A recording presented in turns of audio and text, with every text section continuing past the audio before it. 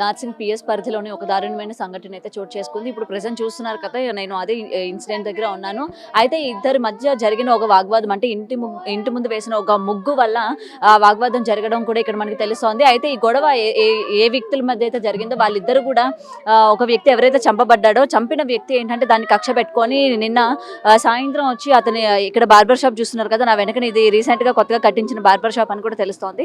అయితే ఇందులోని అతన్ని గొంతు కోసి చంపిన సంఘటన అయితే చోటు చేసుకుంది అనమాట. అయితే ఇవాళ తెల్లవారుజామున ఎవరైతే చంపారో అతను నార్సింగ్ పోలీస్ స్టేషన్ కి వెళ్ళి ఏ కత్తితో అయితే చంపారో ఆ కత్తితోనే ఆయన పోలీసులకి సరెండర్ అయిపోవడం కూడా జరిగిందనమాట.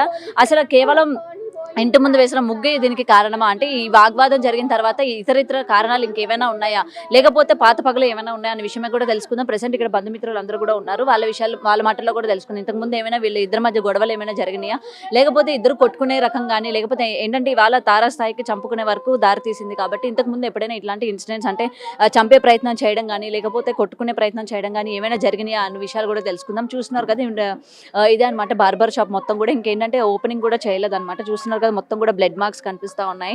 లోపల అతను తీసుకుపోయి అతి కిరాతకంగా గొంతు కోసి చంపిన సంఘటన. అండ్ దీనికి ఏంటంటే లోపలికి ఎవరు పోకూడదని చెప్పి ఇక్కడ మొత్తం కూడా పరదాలు కట్టడం జరిగింది. అండ్ ఇప్పటికీ కూడా ఏంటంటే అతను చనిపోయిన మొత్తం కూడా బ్లడ్ మార్క్స్, మొత్తం కూడా బ్లడ్ అంతా కూడా అట్లనే ఉంది. పోలీసులు ఎవరు కూడా ఇక్కడికి దీనికి కట్టడం కానీ, లేకపోతే ఇది క్లీన్ చేయడం కూడా, అంటే ఎవరు కూడా లోపలికి వెళ్ళకూడదు అని చెప్పి దీన్ని మొత్తం కూడా వీళ్ళ బంధుమిత్రులు దీన్ని కవర్ చేసినట్టు కూడా చెప్తా ఉన్నారు. మరి చూడాలి, మరి ఇక్కడ ఎవరైతే చంపారో అతని ఇల్లు కూడా ఇంకా దగ్గరలోనే, అంటే ఇద్దరు కూడా పక్క ఇళ్లలో ఉన్న పరిస్థితులు అనమాట. అండ్ కుటుంబ సభ్యులు కూడా ఇక్కడ కొంతమంది ఉన్నారు, వాళ్ళతో కూడా మాట్లాడి తెలుసుకుందాం అసలు ఏం జరిగింది ఏంటి, కేవలం గొడవ కారణమేనా అన్న విషయం కూడా తెలుసుకుందాం. చనిపోయిన అతను ఏమవుతారమ్మా మీకు? డాడీ. మీ డాడీనా? అసలు ఏం జరిగింది, ఎందుకని చనిపోయే వరకు? ఆ రోజు ముగ్గు విషయంలో గొడవ అయింది అంతే. ఇంకా ఆ రోజు నెత్తి వల్లగొట్టిరు, బ్లడ్ వచ్చింది బాగా. తర్వాత కేసు పెట్టినాం, కేసు రిటర్న్ తీసుకున్నాము.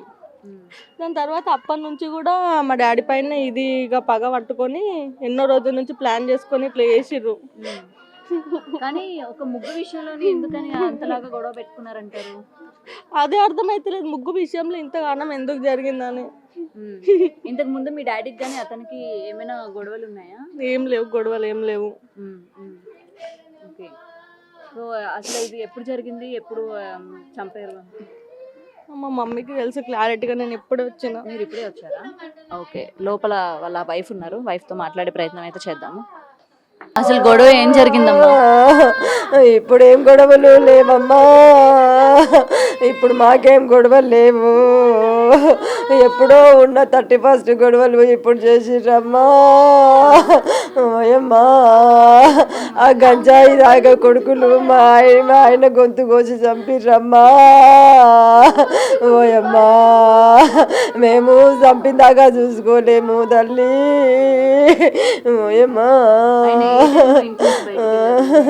ఆయన రాత్రి అంతా మేల్కనే ఉండమ్మా. ఆయన రాత్రి మేల్కనే ఉన్నాడు, వచ్చి వండుకుంటూ 3 రోజుల నుంచి జర అక్కడిక్కడ తిరుగుతున్నాడు. ఇంట్లోకి బయటికి పానం బాగాలేదు, జర ఇంట్లోకి బయటికి తిరుగుతున్నాడని వస్తాడు, పండుకుంటాడు అనుకున్నాము. 2 గంటల దాకా చూసినాము.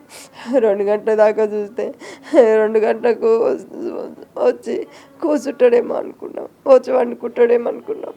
రాలేదు. మళ్ళీ పోయి చూస్తే లేడు. ఎక్కడ పోయిండో వస్తాడేమో అనుకున్నాము. ఇంకా ఫోన్ చేద్దామంటే ఫోన్ లేదు తన దగ్గర. నేను తీసేసుకున్న ఫోను. ఊరికే ఫోన్లో వాళ్ళకి చేసి సతాయిస్తాడని. ఆ టైంలో ఎవరు వచ్చి చంపిండో తెలియదు, పక్కోలే వచ్చి చంపేసిరమ్మ, గొంతు కోసి చంపారు. కానీ మాకు మాత్రం న్యాయం జరగాలి. న్యాయం మేము కూడా వాళ్ళని, మా ఆయనని ఎట్లా చంపారో మేము వాళ్ళని అట్లా చంపుతాము. న్యాయం జరగకపోతే మేము వాళ్ళని మాత్రం అట్లనే అట్లనే చంపుతాం. మా ఆయనని ఎట్లా చంపారో వాళ్ళని అదే విధంగా నలుగురు, వాళ్ళ ఇంట్లో నలుగురు ఉంటూ నలుగురిని చంపేస్తాం మేము. ఒక్కరిని కాదు, ఇద్దరిని కాదు, నలుగురిని చంపేస్తాం. మా పిల్లలు మేము కలిసి చంపేస్తాం. మా పిల్లలు ఇప్పుడు వాళ్ళని ఇంటి దగ్గర ఉంటే మాత్రం వదలకుండే వాళ్ళంతలో వాళ్ళే లొంగిపోయి మేము కొడదామని చెప్పి పోలీసులకు లొంగిపోయారు. Already attender అయిపోయినరు. అని వాళ్ళు ఎప్పటికి బయటకు వచ్చినా వాళ్ళని ఇదే విధంగా చంపుతాం మేము. ఇదే విధంగా ఘోరంగా హింసించి చంపుతాం, ఇంకా హింసిస్తాం వాళ్ళని. ఇట్లా మరీ ఇట్లా చంపాము. 31 అదే చెప్తున్నా కదా, 31st రోజు జరిగింది ఒక గొడవ. 31st రోజు జరిగిన గొడవ ఆ కక్ష పెట్టుకొని రాత్రి ఇలా చేసి ఇంకా ఈ మధ్య ఒక 1 వీక్ తర్వాత కూడా ఆమె ఏదో తిడుతూనే ఉంటుంది వాళ్ళమ్మ, అనితనేమో అమ్మ, ఆమె తిడుతూనే ఉంటుంది ఏదో ఒకటి తిడుతూనే ఉంటుంది. ఇంకా కానీ ఆమె కనిపించిన వాళ్ళు, బయటికి వెళ్ళిన వాళ్ళు, ఎక్కడ కనిపించిన వాళ్ళని మాత్రం వదిలేదు లేదు. న్యాయం చేయాలి, లేదంటే మా ఆయనని మాకు తెచ్చియాలి. మాకు ఇంట్లో ఎవరు లేరు, పెద్ద దిక్కు అనేవాళ్ళు లేరు. నాకు 2 కూతుళ్ళు, 1 కొడుకు. 2 కూతుళ్ళ పెళ్ళిళ్ళు అయినాయి, కొడుకుండు. మరి మేము ఎట్లా బతకాలి? ఇంకా మాకు ఏ ఆధారం లేదు, తెచ్చి ఇచ్చటం ఆయనే, మాకు ఏ ఆధారం లేదు. కాబట్టి తెచ్చిస్తే మా ఆయనని తెచ్చియాలి, లేదంటే వాళ్ళని మేము చంపేస్తాం, ఖచ్చితంగా చంపేస్తాం. ఎక్కడ దొరికినా అది హింసించి చంపుతాం. ఈ విధంగా హింసించి చంపుతాం. ఇది మాత్రం ఖచ్చితం. ఇప్పుడు ఆ కుటుంబ సభ్యులందరూ కూడా లేరా? మా కుటుంబ సభ్యులందరూ పోలీస్ స్టేషన్లోనే ఉన్నారు. వాళ్ళు ఇప్పుడు ప్రస్తుతానికి అక్కడ ఉన్నారు. మేము ఇక్కడ గొడవ చేస్తామని చెప్పి వాళ్ళు ముందే లొంగిపోయారు వాళ్ళు. కానీ మాకు న్యాయం జరగాలి. ఇక్కడికి మాకు న్యాయం, మాకు పెద్ద దిక్కంటూ ఎవరు లేరు. మాకు న్యాయం జరగాలమ్మా, మాకు న్యాయం ఖచ్చితంగా జరగాలి. మాకు న్యాయం కావాలి. ఇక్కడ మరి లేదంటే వాళ్ళని ఉరి తీస్తారా, పోలీసులు ఉరి తీస్తారా? వాళ్ళ 4 ఉరి తీయాలి. వాళ్ళ ఇంట్లో ఒక పాప ఉంది, ఆ పాప కూడా చాలా డేంజర్. మేము అసలు ఎంత ఉందా పిల్ల అంటే అంతనే ఉంది, చాలా డేంజర్. ఆ పిల్ల చిన్న పిల్ల, ఆ పిల్ల కూడా అంత పిల్ల ఘోరంగా మాట్లాడుతుంది, అన్ని బూతులు మాట్లాడుతుంది, గంజాయి తాగే పిల్లలు. అలాంటివి చేసి ఇప్పుడు మా ఆయన లేకుండా చేసిర్రు, మా ఇంట్లో పెద్ద దిక్కు లేకుండా చేసిర్రు. ఇప్పుడు కోసేస్తే అలా చేసిన మాకు ఎట్లా న్యాయం జరగాలి? ఏ విధంగా న్యాయం జరిపిస్తారు? మరి ఇంతమంది వచ్చి అందరు అడుగుతున్నారు, పోలీసులు అడిగేసి వెళ్ళారు. ఈటీవీ 9, TV6, ఇవి అన్నీ, ఈటీవీ 9, V6 ఇవన్నీ వచ్చేళ్ళాయి కదా ఛానల్స్. మరి అందరూ ఏ న్యాయం చేస్తారని? ఏ న్యాయం ఉంది మాకు? ఏ న్యాయం జరుగుతుంది మాకు? ఈ పోషణ ఎవరు పోషిస్తారు? మీరు పోలీసులతో మాట్లాడడం జరిగిందా? అంటే వాళ్ళు సరెండర్ అయ్యారు కదా, వాళ్ళే వచ్చి మమ్మల్ని లేపి ఇలా మీ ఆయన చనిపోయాడని చెప్పేంతవరకు మాకు తెలియదు. పోలీసులే వచ్చి, నేను లేవలేదు, ఆ పోలీసులే వచ్చి మాకు లేపి అన్నీ అడిగిన తర్వాత ఇట్లా మీ ఆయన పేరు ఏంటి అంటే రాజు అని చెప్పా. సరే అమ్మ అని బయటకు తీసుకెళ్ళి రాజు చనిపోయాడమ్మా అని చెప్పారు. ఎదురుగానే తెలియదమ్మా, పోలీసులు వచ్చేంత వరకు తెలియదు మాకు ఆ విషయం.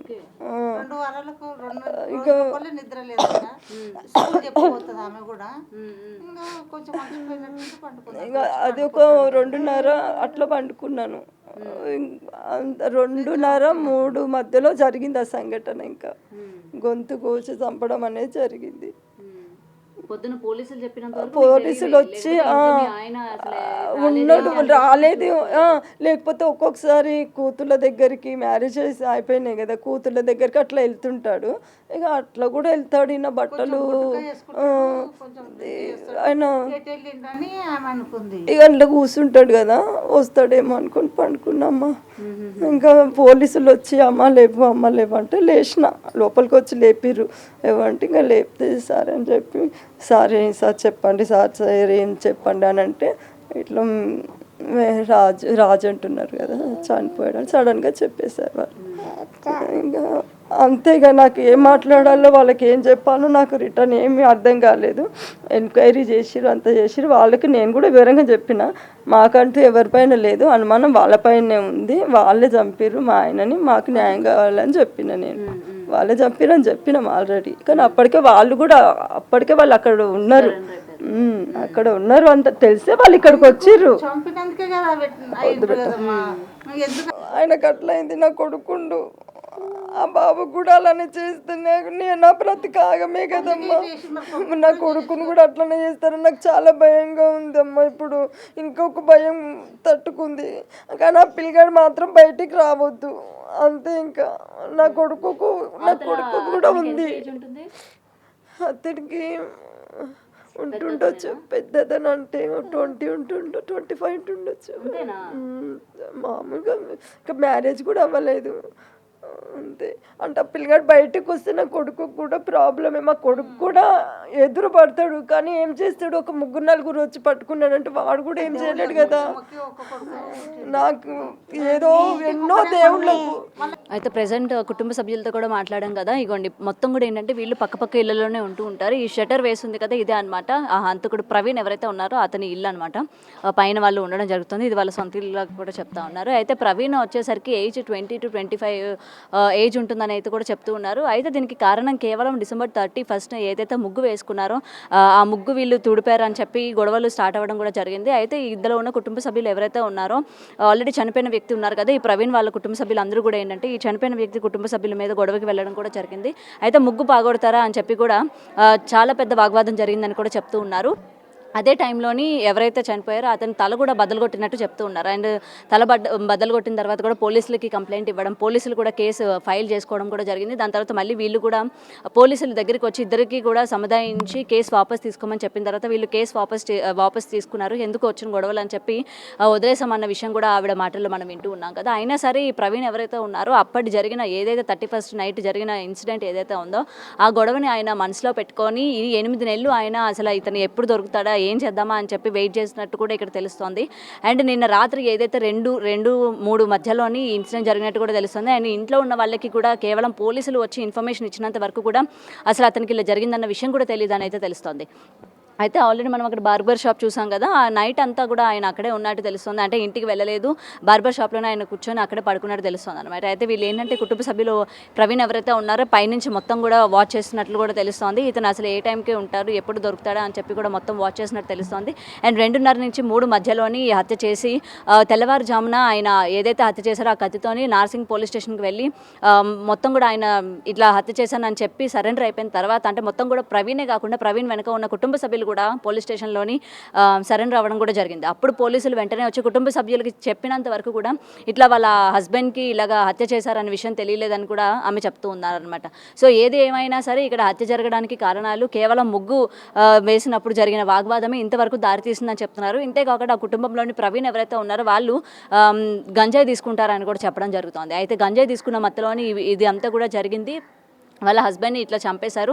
అయినా సరే చిన్న గొడవకి ఇంతవరకు తీసుకొచ్చి చంపే వరకు కూడా తీసుకొచ్చారు. ఎలాగైనా సరే మాకు న్యాయం జరగాలి, లేదంటే వాళ్ళని విడుదల చేసిన తర్వాత అయినా మా కుటుంబంలో ఎవరైనా సరే మొత్తం వాళ్ళ హస్బెండ్ని ఏ విధంగా అయితే చంపారో ఆ విధంగా మేము కూడా చంపుతాము అని అయితే ఆమె మాటలో తెలుస్తుంది. మరి చూడాలి, మరి దీని వెనక ఇంకేమైనా కారణాలు ఉన్నాయా, కేవలం ఈ ముగ్గు కారణమేనా అనేది ఇంకా తెలియాల్సి ఉంది. విచారణలో కూడా మొత్తం కుటుంబ సభ్యులందరూ కూడా ఇప్పుడు నార్సింగ్ పోలీస్ స్టేషన్లోనే ఉన్నారు. పోలీసులు కూడా ఏంటంటే ఇన్వెస్టిగేషన్ నిమిత్తం అసలు ఏంటి నిజాలు ఏంటి, కేవలం ఇది ఒకటే లేకపోతే బయట వీళ్ళిద్దరూ ఏమైనా గొడవ పడ్డారా, లేకపోతే ఇంకేమైనా కారణాలు ఉన్నాయన్న విషయం కూడా తెలియాల్సి ఉంది.